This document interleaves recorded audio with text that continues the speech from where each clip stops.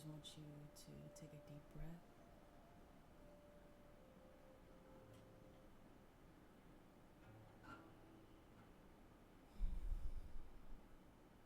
Settle into the space.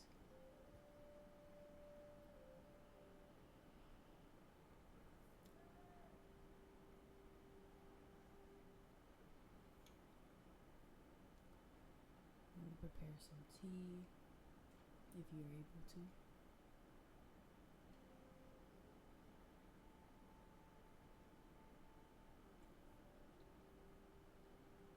I hope y'all have been drinking water. Make sure you take a few deep breaths and breathe in peace.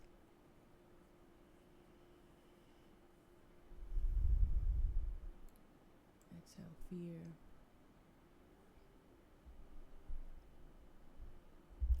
I just want you to arrive in this space in peace and love and enjoy and openness and ready to receive.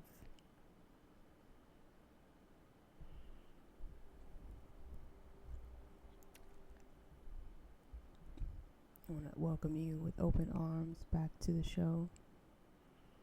Thank you so much for arriving here in space and community. I hope you're settled in. Hope you got some tea if you're able to. I don't know where you are right now. I don't know what you're doing. If you're listening to this right now, you might be washing clothes. You might be on a walk. You might be driving. You might be working. Wherever you are, whatever you're doing, just arrive in this space and take this time out for yourself to just be and connect.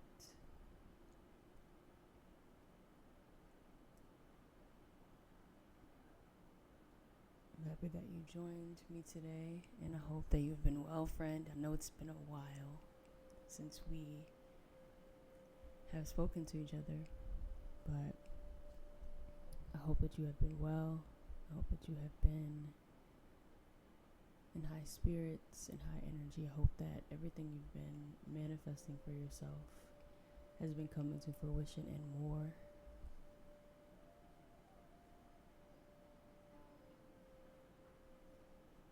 I hope that you've been balanced. I hope that you've been reading and drinking a lot of water.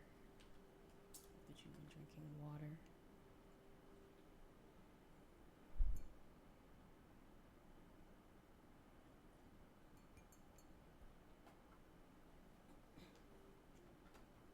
Yeah, I hope you've been taking care of yourself, listening to yourself.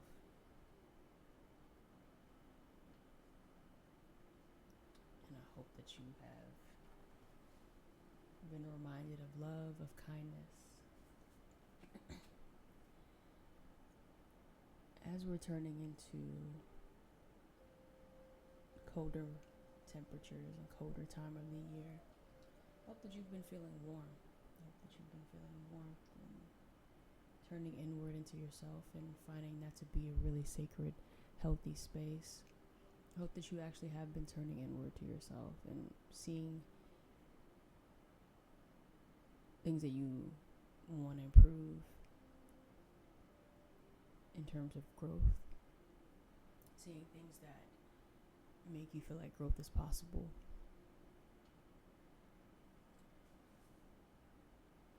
And I know that we're turning into the holiday season, and things can get a little rocky at this time. So I hope you've been finding community somehow. I hope you've been finding community within yourself and seeing the fullness of yourself for what it is.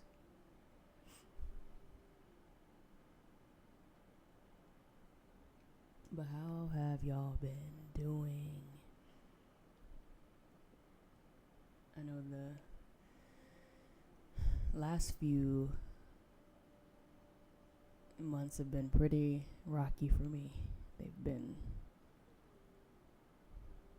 pretty energetic and pretty hectic. a little chaotic. But to me, that always signifies that something powerful is coming to life,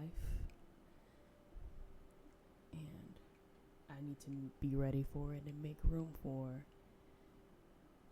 the joy that I'm going to experience, the freedom.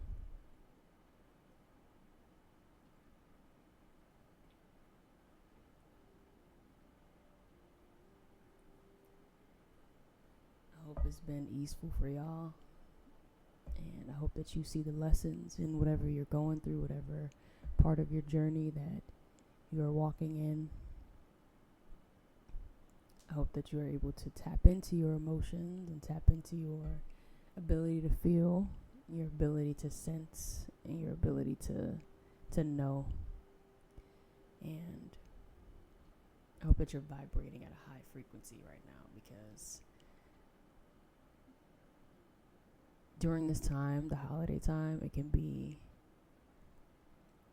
a lot of emotions that you just feel in general. So I hope that you've been monitoring that, paying attention to that, and looking at what it really means to look inward and to really observe your emotions and be present with your emotions. And they really are messengers in terms of what things we have to deal with that we may have left unhealed, and they can reopen wounds potentially. But it's important to take a good look at those and know where you are, and to just be with where you are now instead of rushing past it, and just sitting with what is and not running away, not running from yourself or your past or your future even. And just being in the present moment with yourself as much as possible. I know that can be hard to sit with. It can be hard to sit with ourselves, especially if we haven't been doing it all year. But I love this time of year because it forces us to slow down. It forces us to shed, and it forces us to look at what we need to release. It's so important to pay attention to what we're manifesting and what we are calling in to our lives. Our words are powerful. And that's one of the reasons why I'm so hesitant about coming to this platform and speaking with everyone sometimes, because I know the power of my words, and I know that I'm still cultivating my tools and my communication. I'm still cultivating that. I am a growing being, and I'm evolving, and I allow myself to grow. I allow myself to be where I'm at, and honor myself at the point in which I'm at, and honor myself for where I was before, and honoring the tools I had then and what I was able to do in those moments. And I know that I'll continue to develop tools. I'll continue to grow. I allow myself to grow. And this is a space to grow and heal. And I'm just happy that I can share space with people who are doing the same and don't expect perfection or expect me to be in a box. And you just come here and you arrive and you just allow. And I just love that I'm able to connect with people in that way. And we can resonate, and you see parts of me, parts of yourself in me, and I see parts of myself in you as well. And I love that it just connects us all. And I know that things that I'm going through and dealing with, it probably resonates with you in some way. And you can find a little bit of yourself in me. And if I can make you feel seen in any way, I will continue to be brave enough to come to this platform and to speak and to just feel into what I'm going through, so that I'm able to connect and make you feel seen And I'm happy that I'm able to do that. I'm happy that I'm a blessing to be able to do that. So we're going to get into a lot of interesting topics today, but I do just want to kind of ease into the space. I don't want to rush right now. I'm working on that, of allowing and just sitting in things and just observing and not wanting to run away so fast. I'm like a child. I just want to run, get going, get to the next thing. But I know that in order for me to have a nourishing life and a sustained life, I need to be able to sit and be uncomfortable for a little bit. I gotta be willing to be uncomfortable and find a way to still honor myself and love myself through that discomfort, because I deserve that. I deserve to feel that freedom after that discomfort. That discomfort shouldn't hold anything on me. Meaning it shouldn't control me. That's something that I've been definitely thinking a lot about recently. And I'm realizing that I don't like discomfort, especially with my own emotions and challenges in life. And it's especially hard to handle alone. And it shouldn't be all dealt with alone, all of it. It should be openness to deal with grief and loss and anger and sadness and even joy and playfulness. All of that should be experienced within community, because we are all deeply connected to each other. You should also have the ability to do that and feel that within yourself and the many selves that is a part of you. And seeing all the different sides of yourself, honoring all those sides of yourself.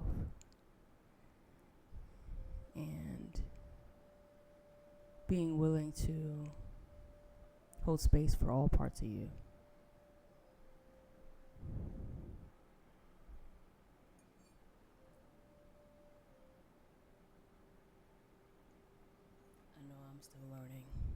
I'm still learning how to do that.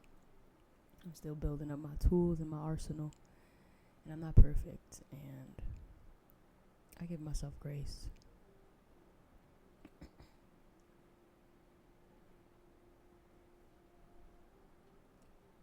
But I do just want to say that I cannot believe that it is already December. We're already in December, the last month of 2023. What a year it has been. I cannot believe that I have been in this apartment since March. And my lease renewal is coming up already. How is that possible? I feel like I just moved in here. It feels like I've been here for maybe 4 months. I don't really feel that settled in here. And that may be just because it's a lot. There's layers to that, but I didn't really get that settled in here, and I'm learning that it takes time to build up your space and make it art and make it something livable and comfortable to be in, and finding furniture and all of that. It takes time to build that up. I will say some people are able to take a trip to IKEA, take a trip to Target, Bed Bath & Beyond, all the things, and get everything they need for their apartment in one day. And I am not that person. I need to build it up over time. I will say that I like to have everything that I need in terms of toiletries, things like that. Obviously.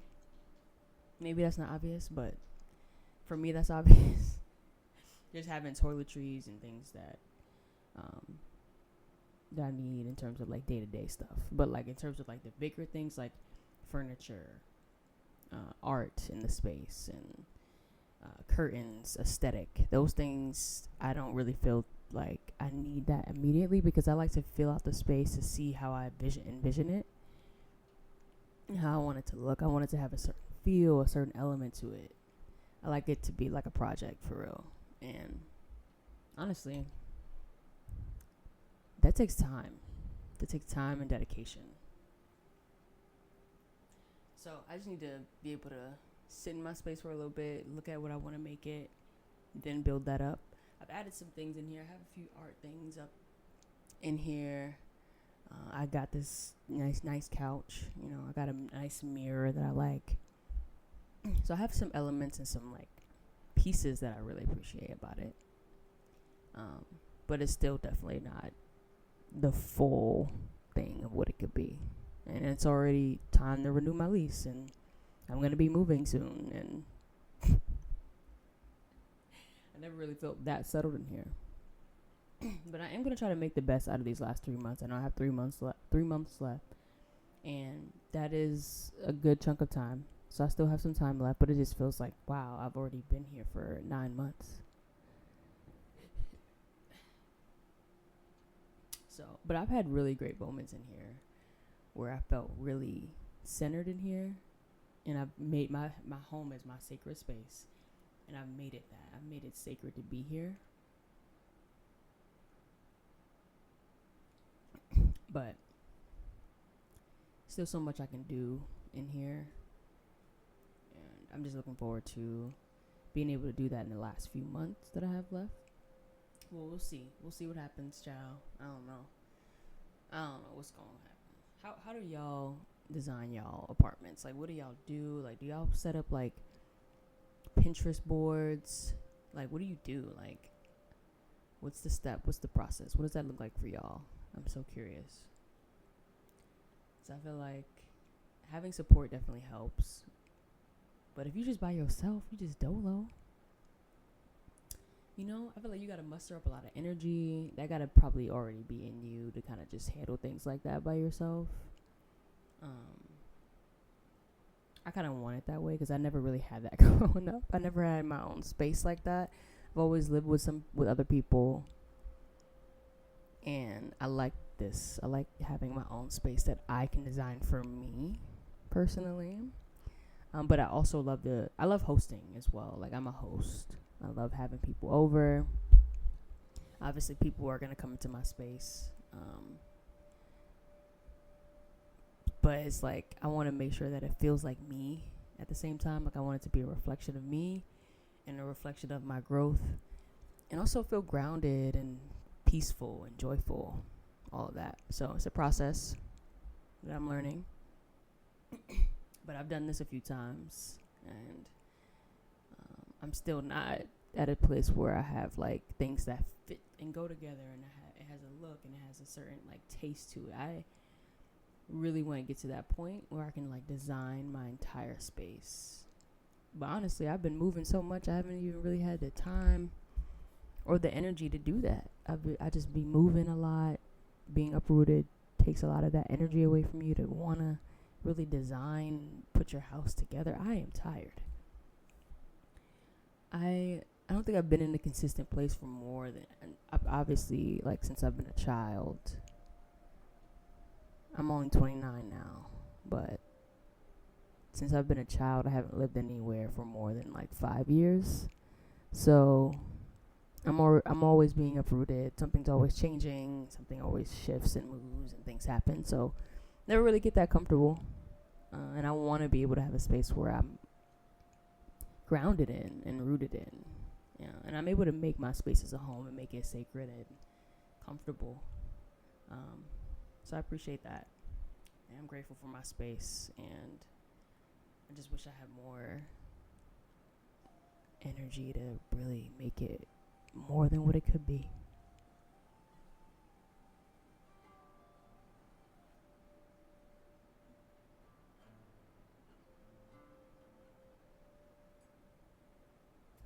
So, my life has been in shambles, I can say, for the last month or two, maybe the last 3 months. My life has been in shambles. I am going to sit here and downplay it because I tend to do that. I tend to be like, oh, yeah. It's fine. Everything will work itself out. And that is great optimism to have. I will honestly say that my ability to be optimistic is top tier. And it is very helpful. It is. But at the same time, there needs to be balance in my optimism and also just being in what I'm going through and really allowing myself to feel the feelings of what those things bring, like being laid off. I was laid off in September and I kind of just immediately got into go mode. I kind of knew and foresaw this layoff happening potentially, but still when it hits you, you still are you don't know what emotions can come. You just don't know what can happen in your body. You don't know what can happen to your community around you. When you go through things, it doesn't just affect you. And I'm so independently thinking. I'm such an independent thinker and a person who loves community. And I love, the fact that I'm interconnected with everyone and I'm able to have a community and I can pretty much relate to my community. I still feel independent in how I move and how I live my life, if that makes sense. So I feel really independent and interdependent at the same time. I understand that if I'm suffering in some way, that my suffering is my community's suffering. And sometimes I forget that. Sometimes I don't. I just be in I gotta do this, I gotta do this, I gotta do this. And just always just doing inner work and doing things for myself that help me to heal so that I am better for my community and I am better for myself.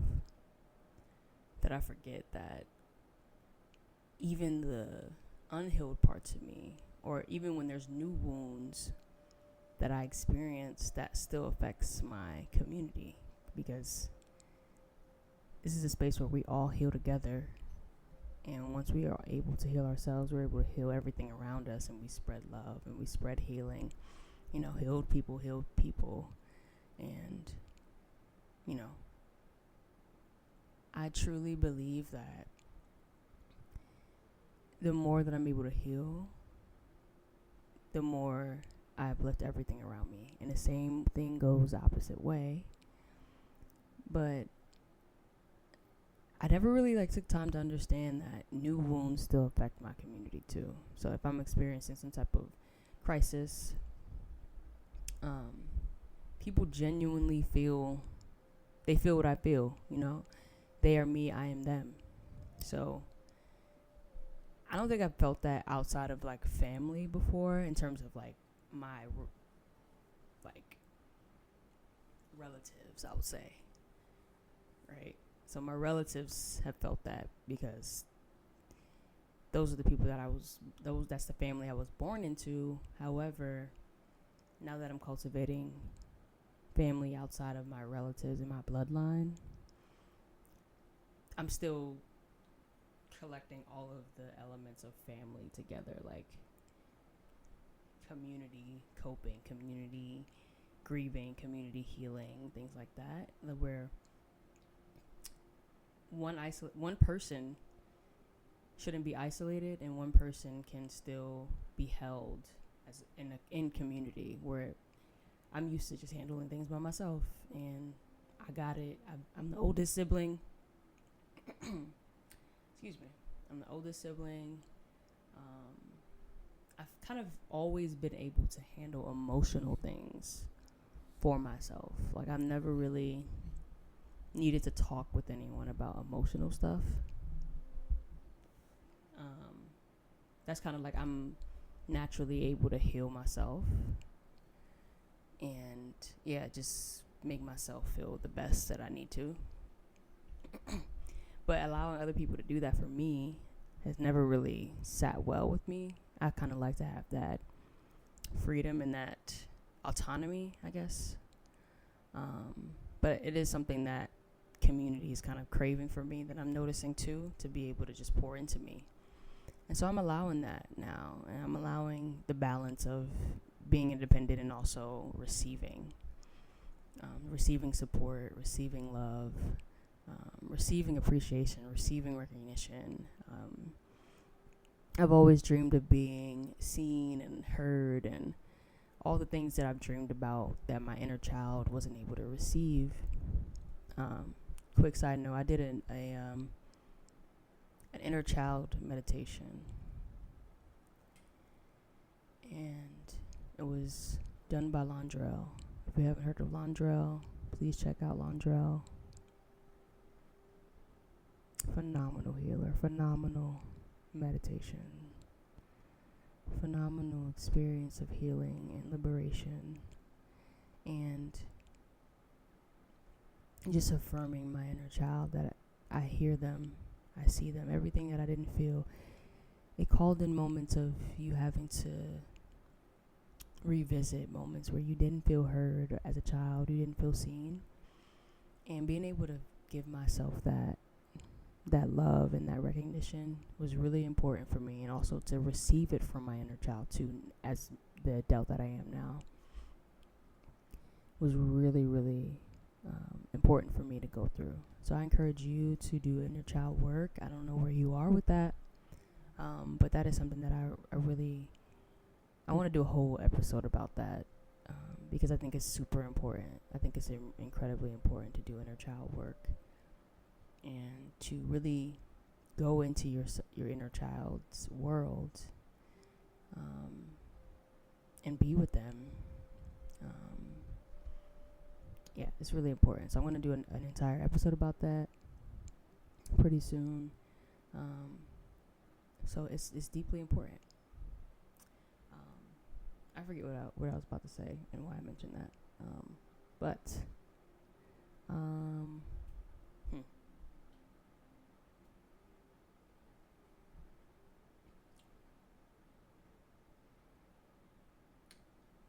I can't remember, child. But I said it for a reason. You will pick up on what that was meant for, because I don't know.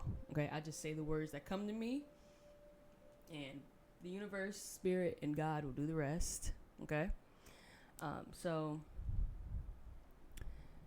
this December and these last few months of this year have been incredibly amazing. Oh, being able to sit with myself. That's what I was talking about. And not just bypass my emotions. And, being seen, being heard. Wanting that. I've always wanted that appreciation. There we go. Found it.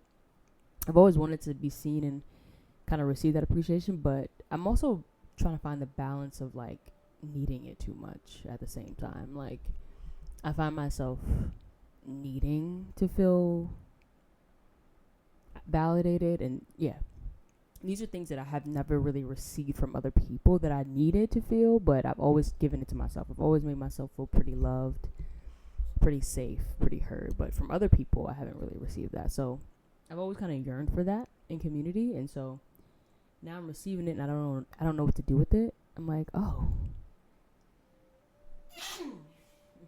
I'm like, excuse me, bless me. Now I'm receiving it from people, and I'm like, whoa, this is a real thing.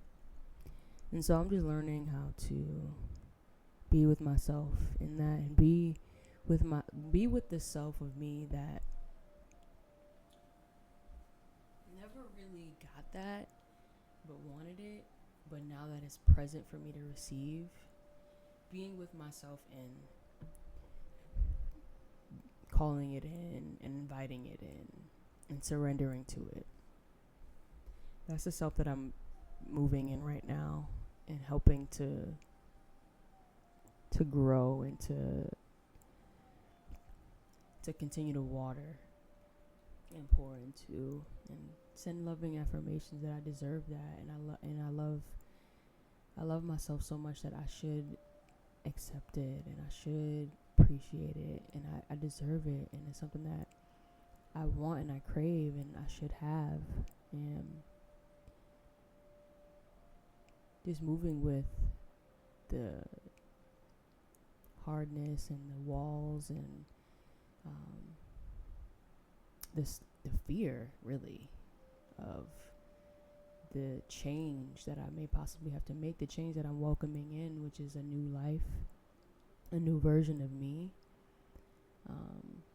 in a sort of a molting process where I'm shedding and removing my old self, who always yearned for that and never really saw a way to get that appreciation, that love and support from community.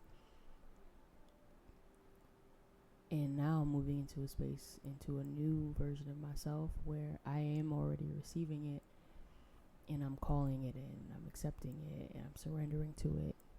And that takes time. It's scary, because now you're a whole different person. You've been so accustomed to that person who didn't have that, and you just kind of just accepted it and settled into that, and just kind of just was like, this is it. But now you're being presented with something that completely shifts your mind around that. So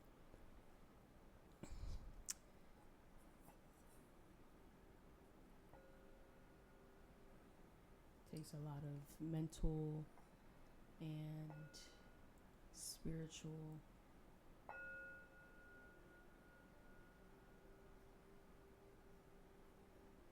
vision and maturity to be able to welcome that in. So I am so grateful.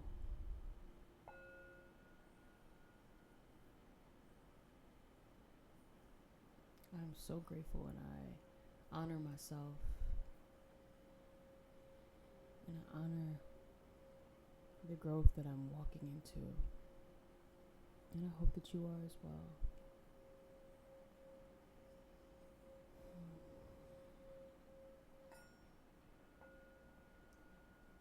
Accept your next evolution. I'm learning to accept mine. So, as I was saying before,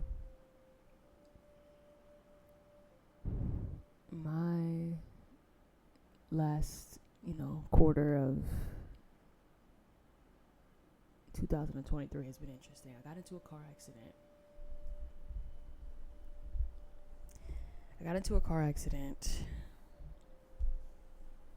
in November. I got into a car accident and just completely shattered everything. It just compounded. It just left a lot of my life in shambles.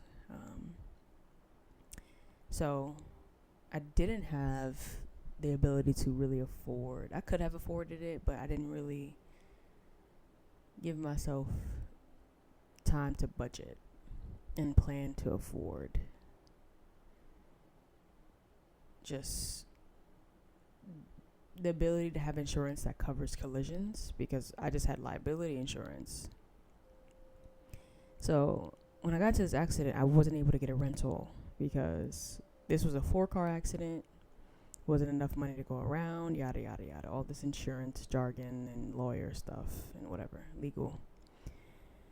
So I had to wait a month to even hear back about what is going to happen with my car. So I was just, and up until now, this happened November, it's December now, I still don't have a car. Insurance is I know, it's wild, it's insane, I know. Insurance is just giving me the runaround. We're still waiting on this. We're still waiting on that. You got to do this. We got to do that. Blah, blah, blah. So I'm waiting. Still not hearing anything, calling, giving me the runaround still. And so finally, we got an estimate that my car is totaled. Finally. We kind of know where we're at a little bit. So now we can move forward with getting a new car and things like that. So it took me a month, though. I have been moving and existing in Atlanta which is not pedestrian friendly, or the public transportation is not that great. I've been having to move and operate in Atlanta without a car for the last month, and it's been difficult because I've had to go get things that I need. I need to go find resources. I need to go get food. I need to go have fun and live a social life and try to like escape a little bit what's going on in my world right now. Like, I don't want to think about it too long because I'm gonna just break down. It's a lot. But I will say that my partner is amazing. They definitely held me down, kept me very grounded, and I felt really safe. My root chakra was definitely jolted because I was not sure what was gonna happen with me, as a physical, in the physical sense of my life. I don't know what's gonna happen. I don't know what's gonna happen with housing now. I can't work. I just got laid off, and I don't have a car. And I was working, but it required travel, like really far. I had to drive there for work, so I can't drive to my job now. So I lost my job. My other job that I got after I got laid off, which was supporting me. And now I don't have any work now. Now I'm just sitting. Now I'm just like waiting for things to happen. I'm just waiting for this new job that I found, but I don't know when it's going to start. So I'm just like, okay. And just figuring things out, and just sitting with the fact that this is a lot. This is a lot on my plate. This is a whole lot.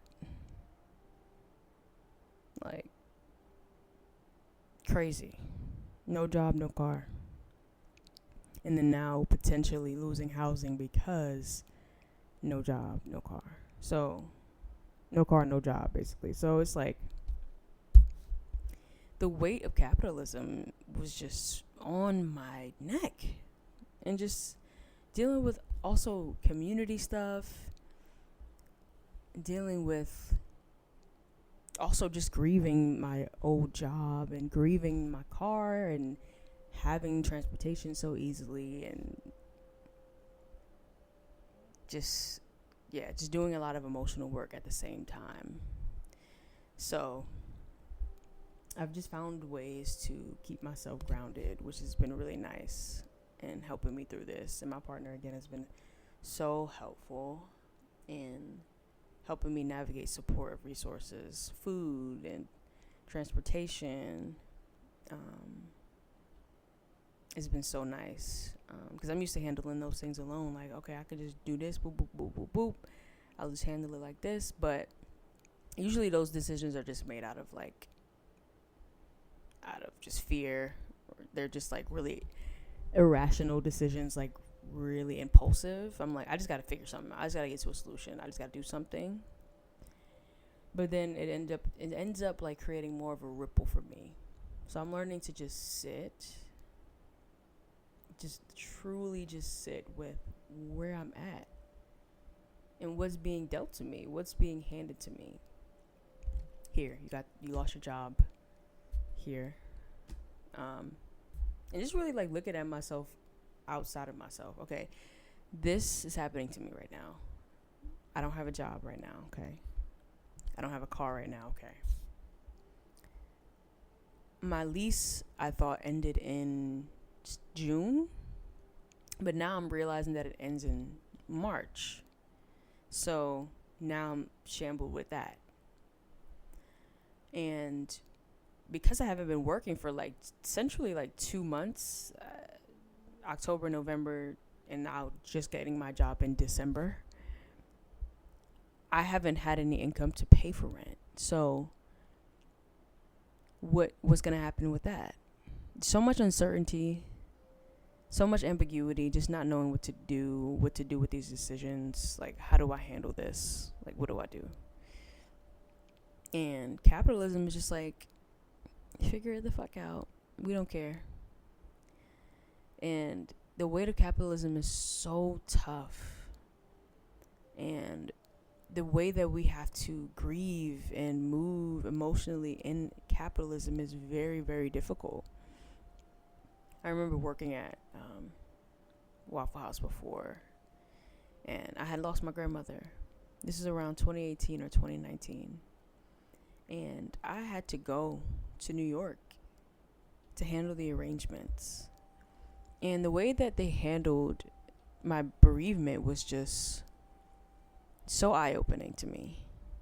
And just being reminded that they don't care. No one cares. You just have to keep moving. And the way that they just force loss, they force destruction, and the way that they don't allow you to grieve any of it is very disruptive and very, very, very hard to move in. Very. It's so much pain that comes with even capitalism, the weight of it. And then on top of that, losing family, friends, things like that. Just moving in an energetic space outside of just capitalism is just tough. But then on top of that, they are hoarding resources and keeping people away from resources and not giving them the effectiveness to actually heal. So it's just amazing to me what community is able to do and what we can do within ourselves. How do you handle grief? How do you move in grief? What are you doing for yourself when you have to grieve? I've experienced loss personally at a young age. I lost my parents when I was 9 and 10 years old. So I have experienced grief from a young age. I think I lost my aunt earlier than that, if I can remember. So I've experienced a lot of grief. And I think I have grown this unfortunate numbness to it, or I can handle it. I don't know if it's numbness or resilience, because I feel it. Like, actually, I don't allow myself to grieve as much as I should, probably. And I'm learning what that looks like for me now. Like, I feel like I handled it differently at different points in my life. I've always had community around me to kind of hold grief for me. You know, my parents died. My family in New York held me really tight. And now that I'm an adult and I'm kind of like on my own supporting myself, the way that grief shows up is a little different when you're a kid versus when you're an adult. And how you have to handle it is a lot different because you're more sustainable on your own now. So I don't know if I was really that equipped to handle grief by myself. And I don't think you're not supposed to, obviously. No one's supposed to handle grief alone. But just in adulthood more so is what I'm thinking about. It's like, how do you handle grief in adulthood? And how do you just handle grief in general? You know, you mostly handle it in community. And when we're in this space of how capitalism isolates us and rips us apart and separates us, what do we do now? You know, things have forced communities away from each other. You know, I think how we handle grief even can separate us too, because some people want to isolate themselves because it's too overbearing to deal with, and the weight of it is so strong. And I'm just so grateful that I got such strong messages while I was dreaming that you can handle this in community and it's possible. And I know what grief feels like. I felt it at a deep level, and I'm continuing to feel it. I'm feeling just communal grief. It's not even directly related to me. I'm feeling other people feel grief. I'm feeling other people handle the weight of capitalism in different ways, and it's so much that I just want to call us in together and bring us into a space where we are all held. We could all hold your grief. There's room for your grief. There's room for you to grieve.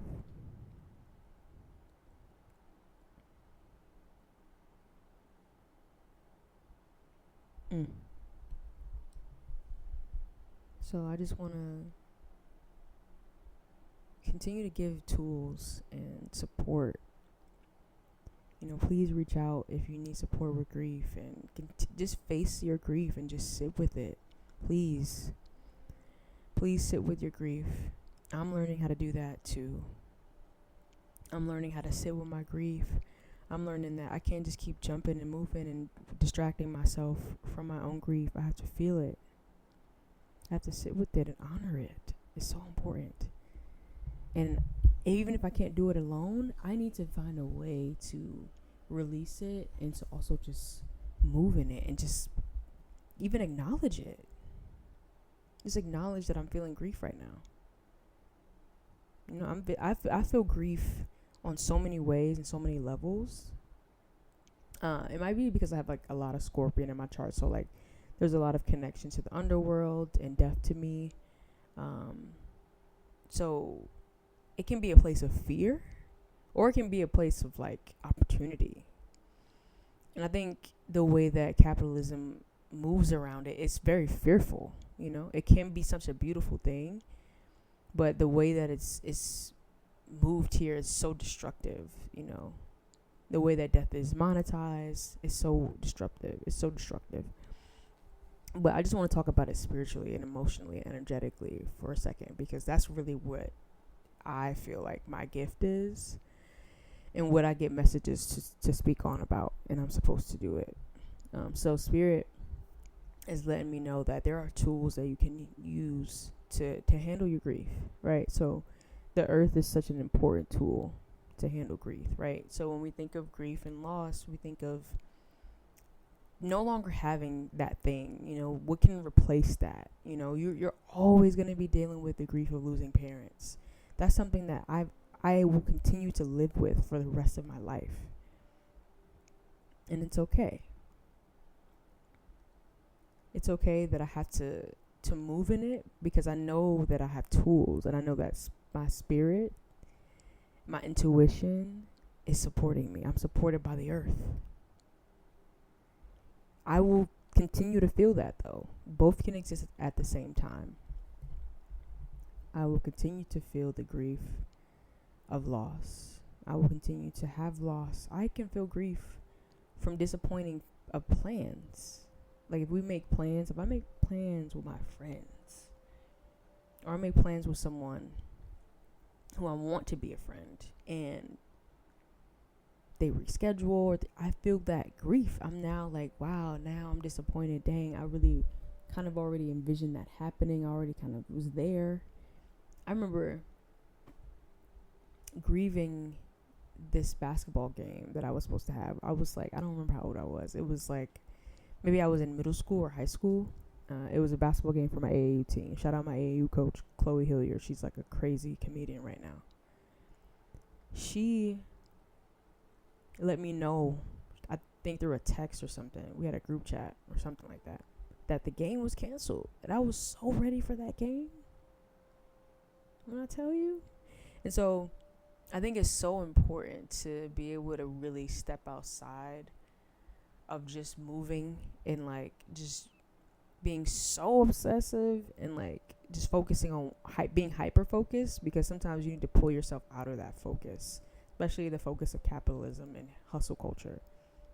You have to pull yourself out of that and just be, and just not be so focused on, I gotta get to this, I gotta get to that, and getting to a place, because that's where capitalism just wants you to be, in this constant influx of fuckery and just turmoil and moving so fast that you don't even get a chance to even come home to yourself.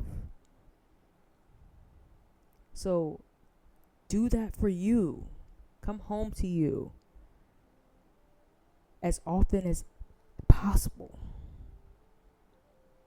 Be at home. Make it a sacred space. Make sure that you clean up your home, which is your internal self, your body, your spirit. Make sure you are at home and at peace within yourself. Make sure the people that are also in your home, which is your spirit, your spiritual team, your ancestors, make sure that you're communicating with them, you're addressing them, you're talking with them, that they're listening to you, you're listening to them, that it's a community. There's deep communication there. And you will find that they will give you tools, they will give you support spiritually, emotionally, with grief and with sadness, and even with joy and play. You can experience so much with them, but you have to make sure that you have access to them, and that means cleaning out the garbage. Clear it out. Get it out. Get it out. Make room for all of the openness of communication with what is pure, what is love, what is joy, what is peace, and what is your ancestors' rage, your ancestors' love, your ancestors' joy, your ancestors' playfulness, your ancestors' creativity, all of it. And pick up on it. Pick up on their messages. Pick up on their intuition about things. They see deeper. They're able to see for us and feel for us. So listen to them. Trust them. And trust your intuition. Trust your inner guidance. I started trusting my intuition on a deeper level when I started getting into herbalism. So drinking tea, drinking things like echinacea herbs. The earth is really powerful in terms of your number one tool for grief. Use herbs. Lemongrass has been really great for me in my body and spiritually. Mullein. So I want you to research some herbs. This is going to be your homework for this episode. Research some herbs that help with grieving. If you need support with that, definitely reach out to someone. Do some research. Send this podcast episode to someone else who's experiencing grief.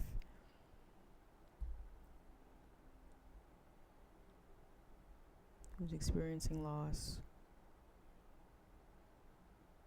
And just give them a token of hope, a token of love, a token of power, joy, and healing.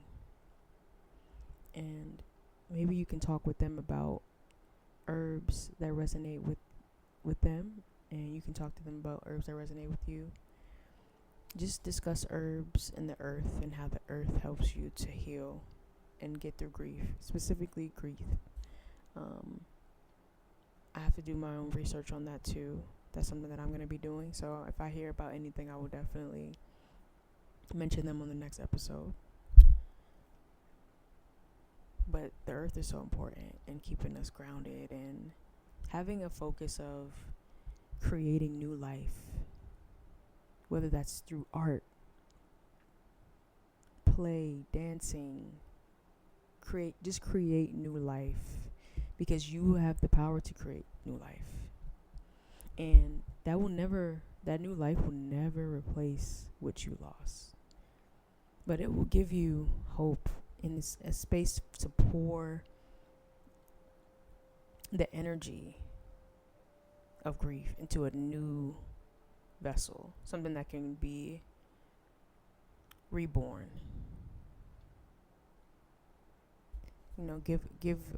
Give that grief some honor and create new life. Use your creativity. Create something magical. And create new life.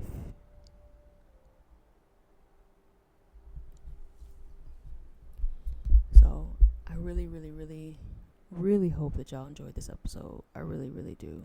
I really hope that we connected. I really hope that this was healing for you and it was able to liberate you in some way from the grips of everything that's going on right now. You are seen, you are safe, you are loved, you are capable, and you are healing and growing every day. Ashe. Be well. Until next time.